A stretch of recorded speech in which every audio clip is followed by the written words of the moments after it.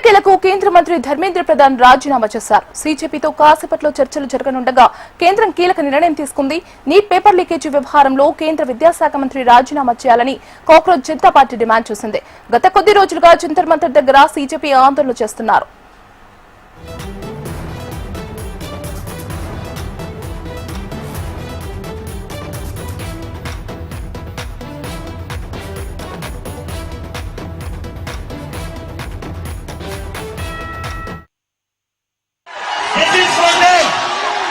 ये उन सभी बच्चों के लिए जिनकी जिंदगी धर्मेंद्र प्रधान ने लिए थे।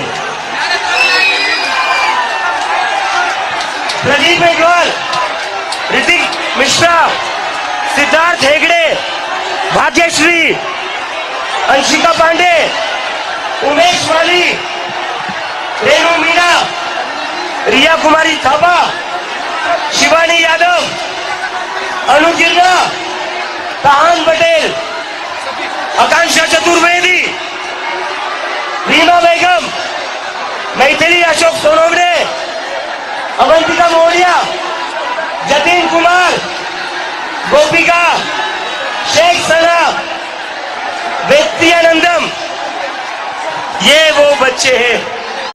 This is for them। ये उन सभी बच्चों के लिए जिनकी जिंदगी గత కొద్ది రోజుల నుంచి జరుగుతున్న పరిణామాలు తనను ఆందోళనకు గురి చేశాయని ధర్మేంద్ర ప్రధాన్ అన్నారు. తాను వ్యక్తిగత ప్రతిష్టకు పోవడం లేదని, యువత ఆకాంక్షలను గౌరవిస్తున్నానని అన్నారు.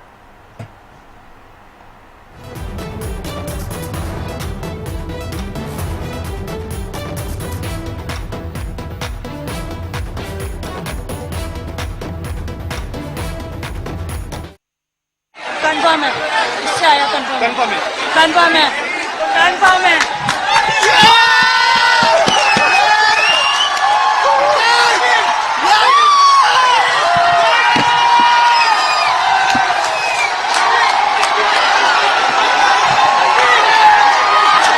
We have done it! We have done it! Dharmendra Pradhan ने रिजाइन कर दिया है।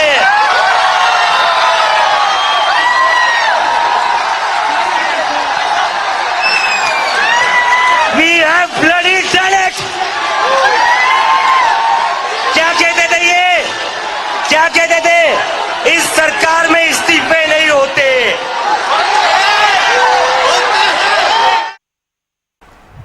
ఎట్టకేలకు కేంద్ర మంత్రి ధర్మేంద్ర ప్రధాన్ రాజీనామా చేశారు. సీజేపీతో కాసేపట్లో చర్చలు జరగనుండగా కేంద్రం కీలక నిర్ణయం తీసుకుంది. నీట్ పేపర్ లీకేజీ వ్యవహారంలో కేంద్ర విద్యాశాఖ మంత్రి రాజీనామా చేయాలని కాక్రోచ్ జనతా పార్టీ డిమాండ్ చేసింది. గత కొద్ది రోజులుగా జంతర్ మంతర్ దగ్గర సీజేపీ ఆందోళన చేస్తున్నారు. మరి ఇదే అంశానికి సంబంధించి మరింత సమాచారం అందించడానికి మా BJP bureau chief Govind live లో సిద్ధంగా ఉన్నారు. గోవింద్.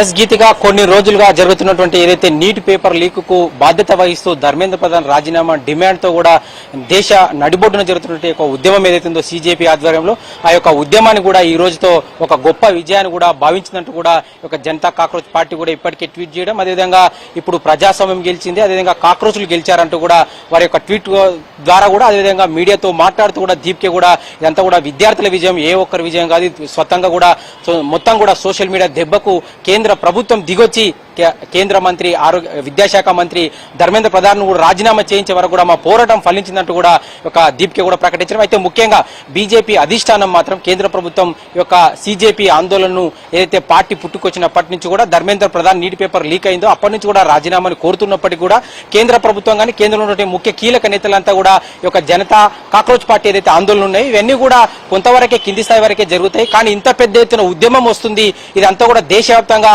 ప్రతి రంగంలో కూడా అదేవిధంగా యువత రంగం ఒకటే కాకుండా మిగతా ప్రతిపక్ష రాజకీయ పార్టీలను కూడా ఈ యొక్క ఉద్యమంలో పాల్గొన్నప్పటికీ కూడా కానీ సామాజికవేత్తలుగా ఉన్నటువంటి అదేవిధంగా ఇతర రంగాల్లో ఉన్నటువంటి వివిధ రంగాలు, అది సినిమా రంగమైనా కానీ అదేవిధంగా క్రీడా రంగమైనా కానీ పెద్ద పెద్ద ప్రముఖులు అదేవిధంగా ప్రజాభిప్రాయం ఉన్నటువంటి వారు, ప్రజా నేతల్లో ఉన్నటువంటి వాళ్ళందరూ కూడా ట్వీట్ల ద్వారా అదేవిధంగా ఇన్స్టాగ్రామ్ల ద్వారా ఈ యొక్క ప్రకటన అంటే విద్యార్థులకు మద్దతుగా రావడం, ఇదంతా కూడా కేంద్రాన్ని కొంతవరకు అయితే మెట్టు దిగేందుకు కూడా ఇది ప్రధాన కారణంగా కూడా చెప్పుకోవచ్చు.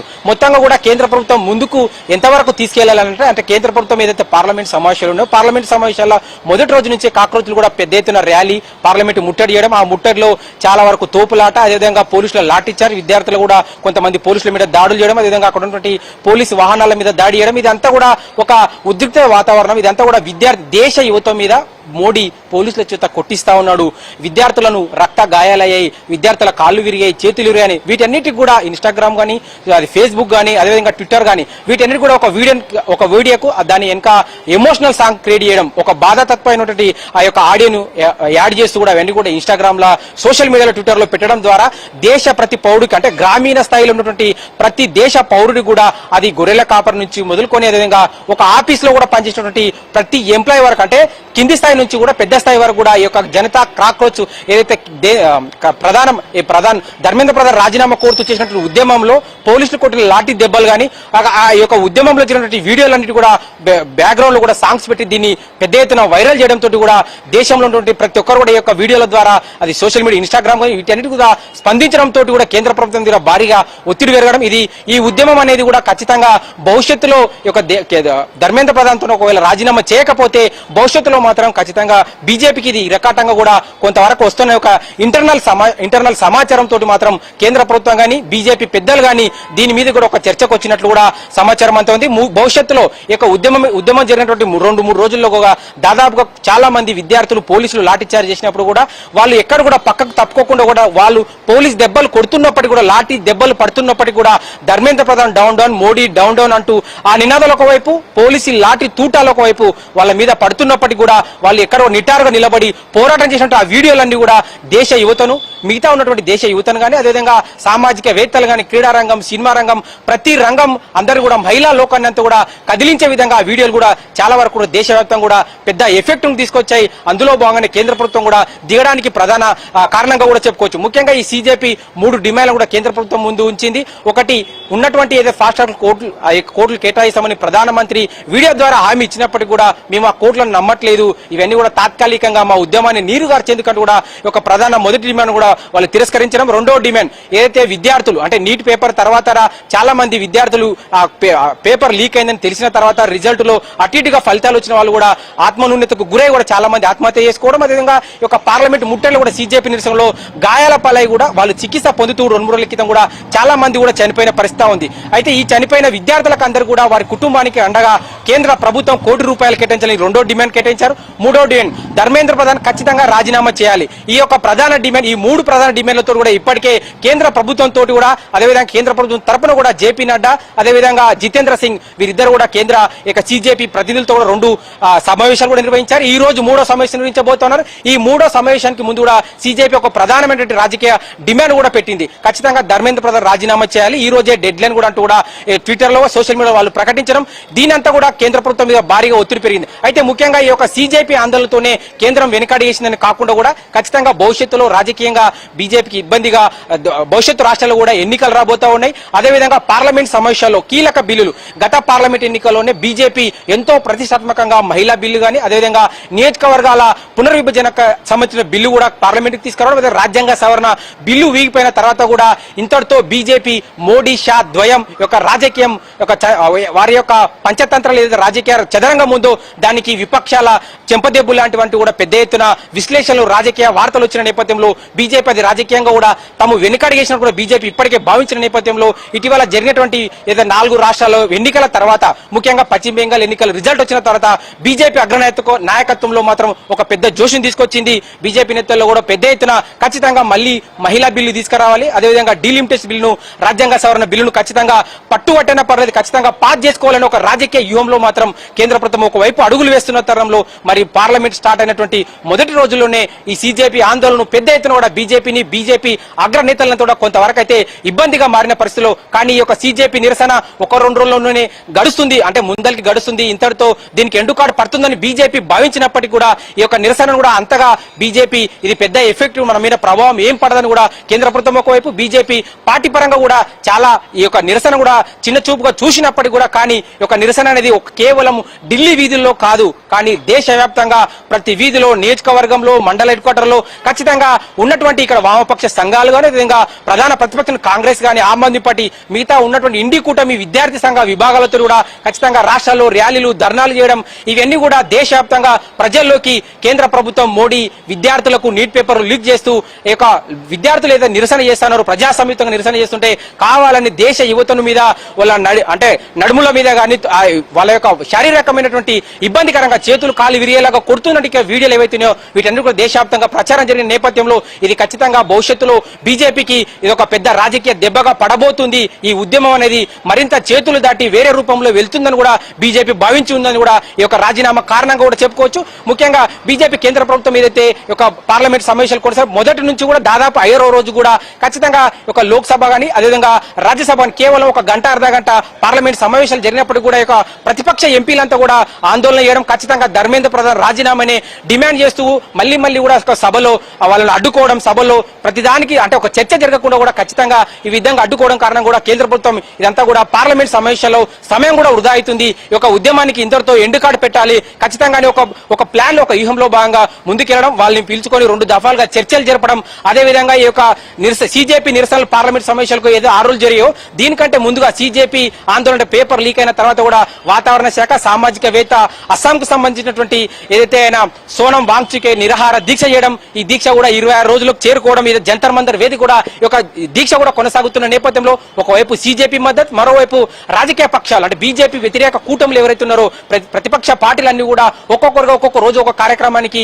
ఒక సోనం వాంగ్చుక్ కూడా మద్దతు ప్రకటించడంతో ఒకవైపు విద్యార్థుల మద్దతు కూడా కడుతూనే మరోవైపు రాజకీయ పార్టీల మద్దతు కూడా కడుతూ కూడా సిజేపీ యొక్క విజయంలో మాత్రం ముఖ్యంగా ముందుకెళ్తూ కూడా బీజేపీని అన్ని వైపులా కూడా ఒక కట్టడి చేసే ప్రయత్నం, ఒక అంటే ఇరుక్కునే విధంగా కూడా అన్ని దారులు బీజేపీకి ఉన్నటువంటి అన్ని దారులు కేంద్ర ప్రభుత్వానికి కూడా ఈ యొక్క ధర్మేంద్ర ప్రధాన్ రాజీనామా నుంచి తప్పించుకునే ప్రయత్నాలకు బీజేపీ అన్ని అవకాశాలు వాడినప్పటికీ కూడా కానీ ఆ అవకాశాలను వాడి దాటి ముందరికెళ్లేని పరిస్థితిగా అంతకంటే ముందుగా కూడా అన్ని డోర్లు క్లోజ్ చేసినట్టు కూడా సిజేపీ ఒకవైపు, అదేవిధంగా ప్రధాన ప్రతిపక్ష రాహుల్ గాంధీ కూడా మోడీ ఇంటి దగ్గర కూడా ఆందోళన చేయడం, దాని తర్వాత ఉన్నటువంటి దేశంలో ఉన్నటువంటి ప్రతిపక్ష పార్టీలను కూడా వారి యొక్క రాష్ట్రాల్లో అదేవిధంగా రాజధాని కేంద్రాల్లో, జిల్లా కేంద్రాల్లో, నియోజకవర్గాల కేంద్రాల్లో ఇది ఒక దేశంలో ప్రధాన సమస్యగా దీన్ని దేశ ప్రజల ముందుంచడంలో మాత్రం సిజేపీ మొదటి పాత్ర పోషిస్తే రెండో పాత్ర మాత్రం రాజకీయంగా బీజేపీని వ్యతిరేకిస్తున్న పార్టీలను కూడా రెండో విధంగా కూడా చెప్పుకోవచ్చు. ముఖ్యంగా రాహుల్ గాంధీ ఏదైతే దేశ ప్రధాని ఇంటి ముందు ధర్నా చేయడం అంటే అక్కడ ఎంతో ప్రోటోకాల్ ఉంటుంది, హై సెక్యూరిటీ కూడా ఉంటుంది. అట్లాంటిది